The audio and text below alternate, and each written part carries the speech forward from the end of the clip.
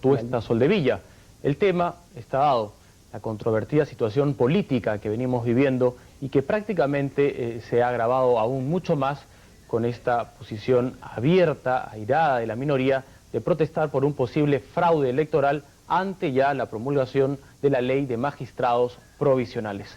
Toda esta situación que se ha generado específicamente en el Poder Legislativo en los últimos días resulta saludable para esta institución, ya que en los últimos sondeos de opinión venía perdiendo cierta aceptación en una ciudadanía que lo cuestionaba permanentemente.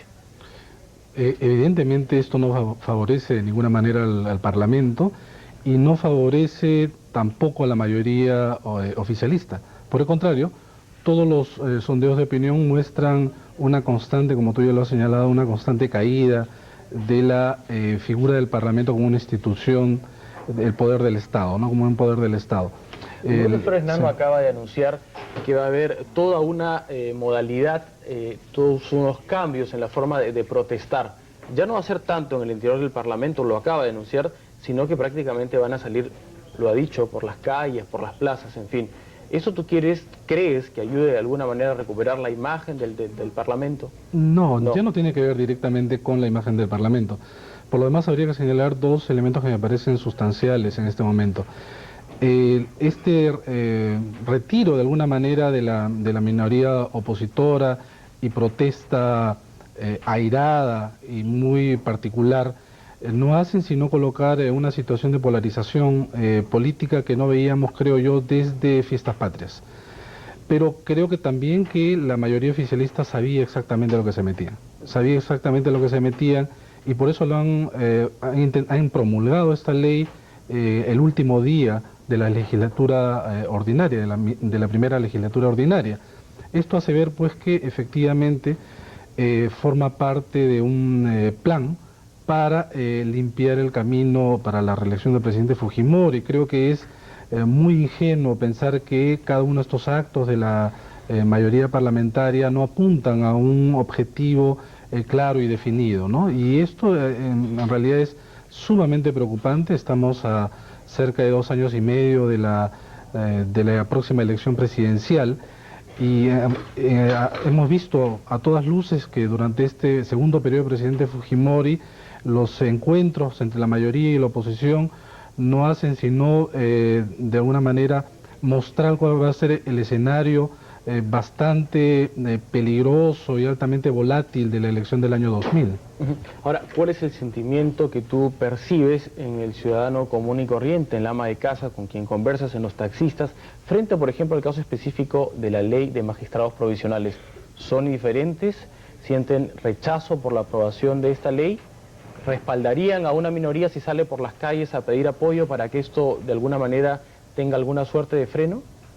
Bueno, me remito a los sondeos de opinión, en realidad que tenemos una posibilidad mucho más cercana que la conversación directa, aunque también lo hago, es en primer lugar que efectivamente la ciudadanía, sin conocer en forma minuciosa los problemas acaecidos últimamente en el Parlamento, sin embargo, siente que efectivamente esta es una norma en camino a la reelección presidencial. Y esto ya lo han mostrado en los sondeos de opinión en anteriores oportunidades cuando las leyes supuestamente también tenían este objetivo último. Evidentemente, esto no necesariamente va a tener como consecuencia un respaldo activo, participativo al lado de la oposición. Pero también es cierto que los tiempos han cambiado, la gente se siente o canaliza mucho el descontento hacia el gobierno a través, por ejemplo, de este tipo de actividades.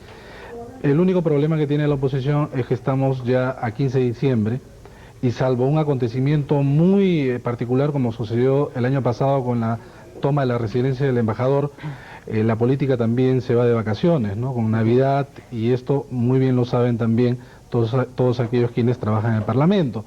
Por lo tanto, la actividad política suele descender y no solamente en Navidad, sino en el verano en su conjunto, ¿no? Sin duda que han habido acontecimientos públicos donde la población muestra, de alguna manera, más allá del sondeo de opinión, su desacuerdo con el oficialismo. Por ejemplo, la marcha de alcaldes, por ejemplo, el referéndum, por ejemplo, el respaldo que tiene ahora la minoría con esta ley.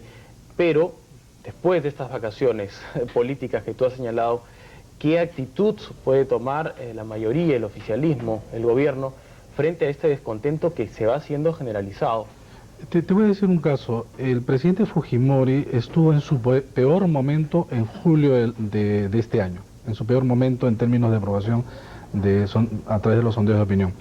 Sin embargo, él tejió una estrategia comunicativa muy particular. Él siempre se sometía constantemente a los medios, declaraba en relación a cualquier acontecimiento político. Lo que hizo es tomar distancia, irse a las provincias, tratar de trabajar en función de tomar las medidas de precaución en relación al fenómeno del Niño. No declaró, y esa distancia le hizo que ganara puntos. Tanto así debe estar en unos 10 puntos por encima de julio del año pasado. ¿Qué quiero decir con esto? Que la competencia política indudablemente es de dos lados.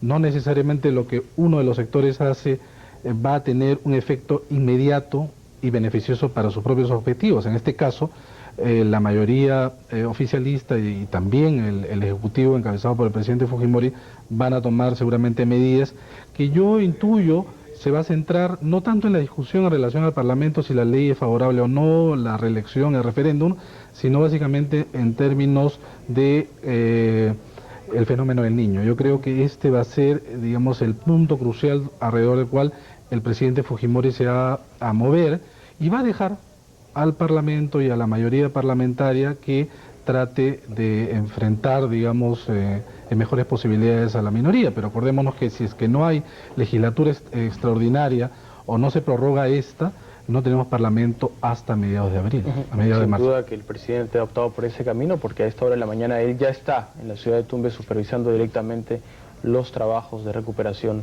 de estas plantaciones inundadas. Gracias, Fernando, por tu presencia en el programa. Vamos a hacer una pausa comercial y volvemos con más en Buenos Días.